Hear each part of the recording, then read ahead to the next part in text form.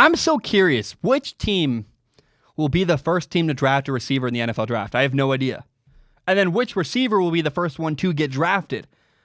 I'm fascinated, man. There are 4 great receivers in this draft.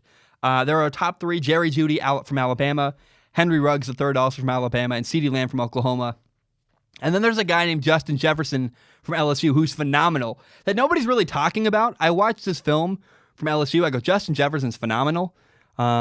He might be better than he might be the 3rd best receiver in the draft. He might be a first-round receiver. No one's talking about him. Now, what's interesting to me is many people predict that there's not going to be a receiver drafted in the top 10.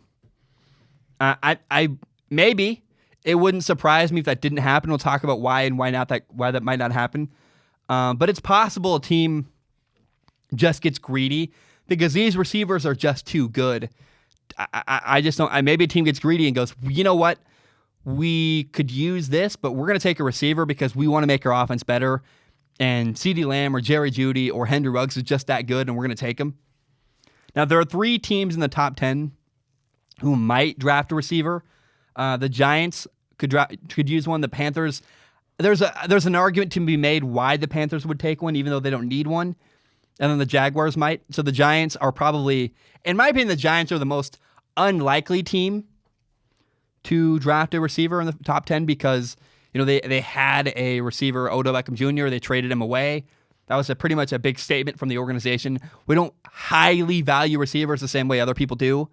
And also, they need an offensive lineman. I think that's what the Giants should do and where they should go.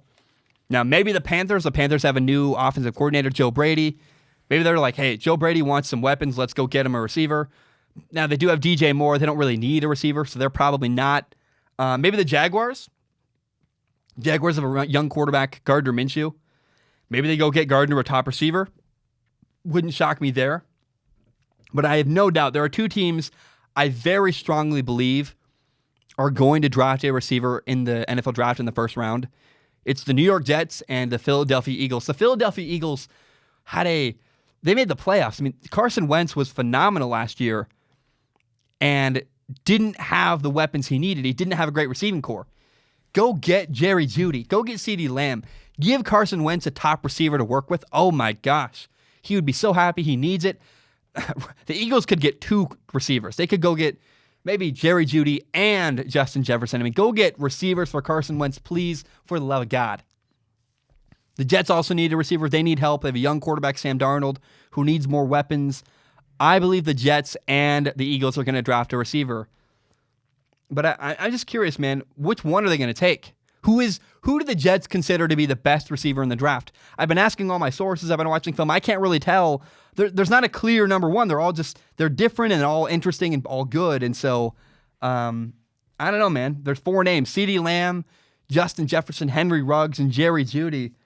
How many of them are going to get drafted in the first round?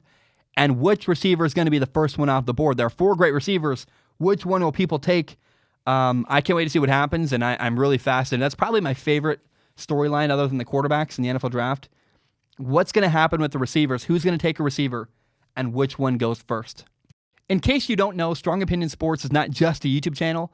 It is also a full audio podcast. You can find it on Spotify, on iTunes, on Google Play, pretty much everywhere you find podcasts. And if you like podcasts, please do me a huge favor and give it a listen.